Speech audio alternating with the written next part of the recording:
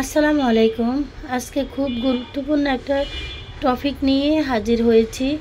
অনেকে বলেন মুরগি খায় না, দুর্বল হয়ে পড়ে, হঠাৎ মারা যায়। এর পিছনে একটা বড় কারণ হতে পারে পেটের কৃমি। আজকে আমি বলবো কিভাবে ঘরোয়া উপায় একদম প্রাকৃতিকভাবে কোনো কেমিক্যাল ছাড়া মুরগির কৃমি দূর করা যায়। আমরা মুরগি পালন করি, কিন্তু মুরগি হঠাৎ করে মারা যায়, শুকিয়ে যায়, দুর্বল হয়ে যায়, সঠিকভাবে ডিম দেয় না। তো কিভাবে মুরগি এরকম সমস্যাগুলো দূর করা যায়, সেটা কী জন্যে হয়? সেটা শুধুমাত্র মুরগির কৃমির জন্য হয়। কৃমি শরীরে বাসা বাঁধলে আপনার মুরগিগুলো খিচিয়ে থাকবে, সহজে ডিম দিবে না। এক ডিম দিবে, দুদিন ডিম দিবে না। তো আজকে আমি প্রাকৃতিক উপায় দেখা দিব কিভাবে মুরগির কৃমি আপনারা দূর করবেন। তো যারা ভিডিওগুলো দেখেন আমাদের প্রতিদিন, সবাইকে অনেক ধন্যবাদ। যারা নতুন, একটা সাবস্ক্রাইব করে পাশে থাকবেন আর একটা লাইক দিয়ে দিবেন। চলে যাই মূল আলোচনায়। কৃমি দূর করার ঘরোয়া টোটকা, এটা ধাপে ধাপে করতে হবে। প্রথমে হচ্ছে রসুন। প্রতিদিন 1 থেকে 2 কোয়া রসুন একদম কিচি কিচি করে কেটে মিশিয়ে দিতে পারেন পানিতে বা খাবারে। এটা কৃমির জন্য বিষের মতো কাজ করবে। 2 নাম্বার হচ্ছে পাকা পেঁপে বীজ শুকিয়ে গুঁড়া করে খাবারের সাথে মিশিয়ে দিন, যা কৃমিকে মারার সাহায্য করে। পাকা পেঁপের বীজটা, আমরা অনেকেই পেঁপে খাই কিন্তু বীজটা ফেলে দিই। তো বীজটা শুকিয়ে আপনারা রেখে দিবেন একটা বোতলে। আপনারা যারা মুরগি পালন করেন, কদিন পর পর আপনারা এটাকে গুঁড়ি করে দিয়ে দিবেন, এতে মুরগির কৃমি মরে যাবে। 3 নাম্বার হচ্ছে থানকুনি পাতা। এটা আমরা অনেকে চিনি, অনেকে জানি, বা এটা সবার বাড়ির আঙ্গিনায় থাকে। থানকুনি পাতা মানুষের জন্য অনেক গুরুত্বপূর্ণ একটা পাতা। থানকুনি পাতা বেটে অল্প পরিমাণ পানির সাথে মিশিয়ে দিন খাবার বা পানিতে। এটি খুব কার্যকর। কৃমি ছাড়াও অন্য রোগের জন্য এটা খুবই গুরুত্বপূর্ণ একটা পাতা। থানকুনি পাতা কৃমি ছাড়াও অন্য রোগ প্রতিরোধ করে। 4 নাম্বার হচ্ছে কালো জিরা ও হলুদ।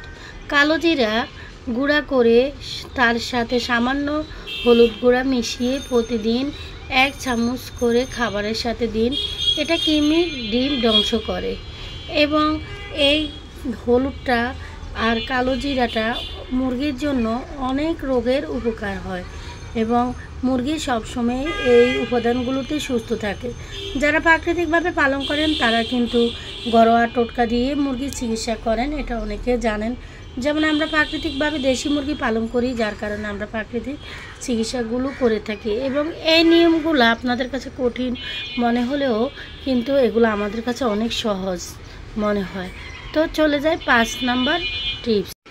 5 নাম্বার টিপস হলো নিম পাতা। এটা সকলেই চিনেন। এটা মানুষের জন্য অনেক উপকারিতা এবং হাঁস মুরগির জন্য গুরুত্বপূর্ণ একটা পাতা। সপ্তাহে 1 থেকে 2 দিন মাত্র 2টি নিম পাতা বেটে দিন। সেটা মুরগি অনুযায়ী, আমাদের মুরগি বেশি তাই আমরা 4-5টা দিয়ে থাকি। আপনাদের মুরগি অনুযায়ী আপনারা নিয়ে নেবেন। এটা আপনারা বেটে পানির সাথে দিয়ে দিবেন। এটা যদি আপনারা বেশি দিয়ে থাকেন তাহলে সমস্যা হতে পারে, যার জন্য আপনারা কম করে দিবেন পানির সাথে। এই টোটকাগুলো একসঙ্গে না দিয়ে একটা করে দিন, প্রতিদিন 5-7 দিন চালালে কৃমি মারা যাবে। আর মুরগিকে যেন সব সময় পরিষ্কার খাবার ও পানি শুকনো জায়গায় দেওয়া হয়। বেশি অসুস্থ হলে অবশ্যই ভেটেরিনারি দোকানে আপনারা যোগাযোগ করতে পারেন এবং পশু হসপিটালে যোগাযোগ করতে পারেন। আমরা যেভাবে মুরগি পালন করি সেইভাবেই আমরা ভিডিও করার চেষ্টা করি। তো আজকের এই ঘরোয়া কৃমি চিকিৎসা ভিডিও যদি ভালো লেগে থাকে আপনাদের, তাহলে একটা লাইক দিয়ে দিন। আর যারা মুরগি পালন করেন তাদের সাথে শেয়ার করুন। আমি আবার আসছি মুরগি, হাঁস আর খামারের নতুন টিপস নিয়ে। সবার জন্য আমরা কষ্ট করে ভিডিও করে থাকি। এতে যদি আপনারা উপকৃত হয়ে থাকেন তাহলে আমাদের কাছে ভালো লাগে। আমরা দেশি মুরগি পালন করি, আর দেশি মুরগি পালন দেশি মুরগির উপরে আমরা টিপসগুলো দিয়ে থাকি, যেটা আমরা আগে ব্যবহার করে শিওর হই, যেটাতে আমরা উপকৃত হয়ে থাকি, লাভবান হয়ে থাকি, সেটাই আমাদের প্রিয় ভাই ও বোনদের সাথে আমরা তুলে ধরার চেষ্টা করি। এতে আমাদের অনেকটা লাভ না হলেও কিন্তু লস না। আমাদের কাছে ভালো লাগে যে আমাদের থেকে কেউ কিছু জানলো, শিখলো এবং কেউ মুরগি পালন করে লাভবান হলো, এতে আমাদের খুবই ভালো লাগে।